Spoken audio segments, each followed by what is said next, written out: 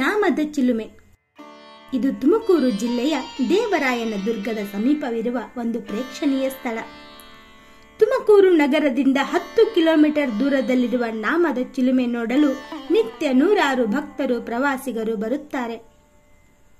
ರಾಮಾಯಣ ಕಾಲದಲ್ಲಿ ಶ್ರೀರಾಮಚಂದ್ರ, ಸೀತಾಮಾತೆ ಹಾಗೂ ಲಕ್ಷ್ಮಣ ಕೆಲ ಕಾಲ ದೇವರಾಯನ ದುರ್ಗ ಕಾಡಿನಲ್ಲಿ ವನವಾಸ ಅನುಭವಿಸಿದ್ದರು ಎಂಬ ಸ್ಥಳ ಪುರಾಣ ಇದೆ.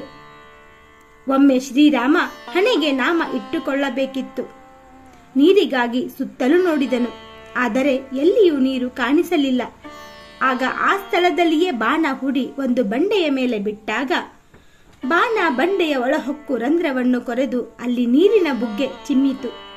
ಆ ನೀರನ್ನು ತೆಗೆದುಕೊಂಡು ಶ್ರೀರಾಮ ತನ್ನ ಹಣೆಗೆ ನಾಮವನ್ನು ಧರಿಸಿದನಂತೆ. ಹಾಗಾಗಿ ಈ ಚಿಲುಮೆಗೆ ನಾಮದ ಚಿಲುಮೆ ಎಂಬ ಹೆಸರು ಬಂದಿದೆ. ವರ್ಷದ 12 ತಿಂಗಳು ಕಡು ಬೇಸಿಗೆಯಲ್ಲೂ ಇಲ್ಲಿ ನೀರು ಚಿಮ್ಮುತ್ತಲೇ ಇರುವುದು ವಿಶೇಷ ಹಾಗೂ ವಿಸ್ಮಯ ಕೂಡ ಹೌದು. ಇಲ್ಲಿಗೆ ಬರುವ ಭಕ್ತರು ನಾಮದ ಚಿಲುಮೆಯ ನೀರನ್ನು ತೀರ್ಥದ ಹಾಗೆ ಸೇವಿಸಿ ನಮಿಸುತ್ತಾರೆ. ನೀರು ಕುಡಿಯಲು ಅಮೃತದಷ್ಟೇ ಸಿಹಿಯಾಗಿದೆ. ನಾಮದ ಚಿಲುಮೆಯ ಸುತ್ತ ಒಂದು ಸಣ್ಣ ಮೃಗಾಲಯವಿದ್ದು ಅದರಲ್ಲಿ ಜಿಂಕೆ ಸೇರಿದಂತೆ ಹಲವಾರು ಪ್ರಾಣಿಗಳಿವೆ.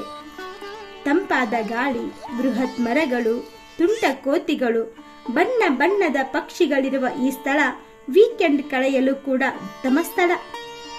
ನೀರು ಹೊರ ಹೋಗುವುದು ನಿಲ್ಲಬಹುದು ಎಂಬ ಕಾರಣಕ್ಕೆ ಚಿಲುಮೆಯ ರಂಧ್ರಕ್ಕೆ ನಾಣ್ಯಗಳನ್ನು ಹಾಕದಂತೆ ಜನರಿಗೆ ಕಟ್ಟುನಿಟ್ಟಾದ ಸೂಚನೆಗಳಿದ್ದರೂ ಸಹ ಕೆಲವರು ನಾಣ್ಯ ಎಸೆಯುವುದನ್ನು ಬಿಡುವುದಿಲ್ಲ. ನಿಯಮಗಳನ್ನು ಪಾಲಿಸಬೇಕು ಮತ್ತು ಸ್ಥಳವನ್ನು ಸ್ವಚ್ಛವಾಗಿಟ್ಟುಕೊಳ್ಳಬೇಕು ಎಂಬುದು ನಮ್ಮ ವಿನಂತಿ ಕೂಡ ಹೌದು. ಚಿಕ್ಕ ಚೊಕ್ಕ ಮಾಹಿತಿಗಾಗಿ ನಮ್ಮ ಚಾನೆಲ್ ಸಬ್ಸ್ಕ್ರೈಬ್ ಮಾಡಿ.